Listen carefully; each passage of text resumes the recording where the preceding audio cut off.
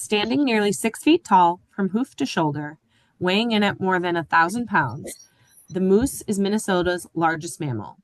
Come with us through the life of a moose and explore how this species is coping in our rapidly changing climate. Climate change refers to long-term changes in temperature and weather patterns. While these shifts can happen naturally, the rapid changes we're seeing today are largely the result of human activity, especially the burning of fossil fuels. These changes are affecting every form of life on Earth, from people to plants and animals. One example, the moose. In the Midwest, moose populations are shrinking, with numbers down by 60% since 2006, driven by climate change and habitat loss. Moose thrive in young boreal forests and wetlands, but as temperatures rise, they're moving further north. Once spread across most of Minnesota, moose are now confined to the northernmost parts. This shift disrupts local ecosystems and forces moose into hotter, drier areas, where they risk heat stress and weight loss.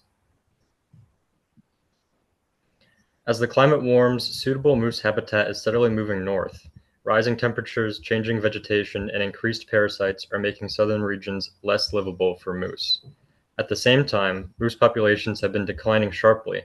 In Minnesota, numbers have dropped from around 8,000 in 2005 to just 3,000 by 2020. Moose mating and calving are highly sensitive to their surroundings.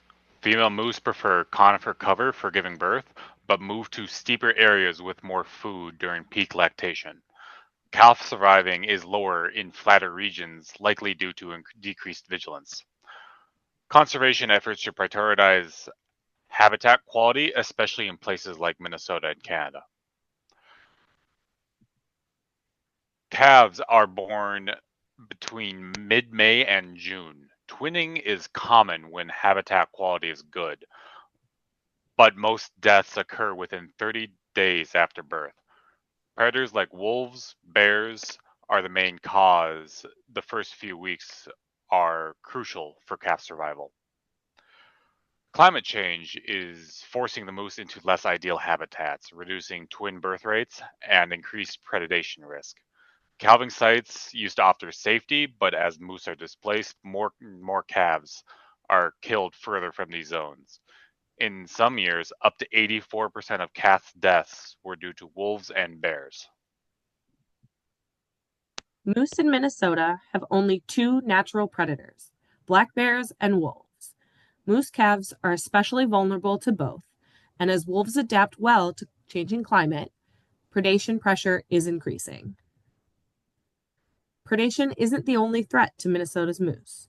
Warmer winters boost tick activity, leading to hair loss from excessive grooming, which can cause hypothermia and even death.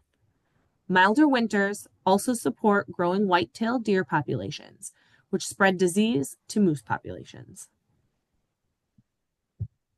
Moose are herbivores consuming up to 40 pounds of vegetation a day. Climate change is affecting their food sources, where forests are shifting from birch and maple to oak and hickory, which moose don't prefer. This impacts their nutrition and survival. In the above food web, it shows that moose have a crucial role as primary consumers and prey species. By feeding on a variety of plants, the moose help regulate vegetation growth, preventing any one species, like balsam fir or aquatic plants, from becoming overgrown. This contributes to maintaining plant biodiversity and habitat structure. Also, the moose is hunted by gray wolves, placing it in a vital position for supporting carnivore populations. Without moose, gray wolves would lose a major food source, potentially destabilizing their population. But even through all the changes, moose are adapting. According to the Journal of Wildlife Management, moose may be able to modify their behaviors as a coping mechanism for dealing with warm temperatures. For example, moose in and around Voyageurs National Park, Minnesota, have decreased movements and increased the amount of time spent resting in temperatures above 15 degrees Celsius in spring and between 21 and 24 degrees Celsius in summer. The journal also said that moose may become more nocturnal during summer and fall, possibly increasing foraging at night to compensate for very hot days. And then those are our sources.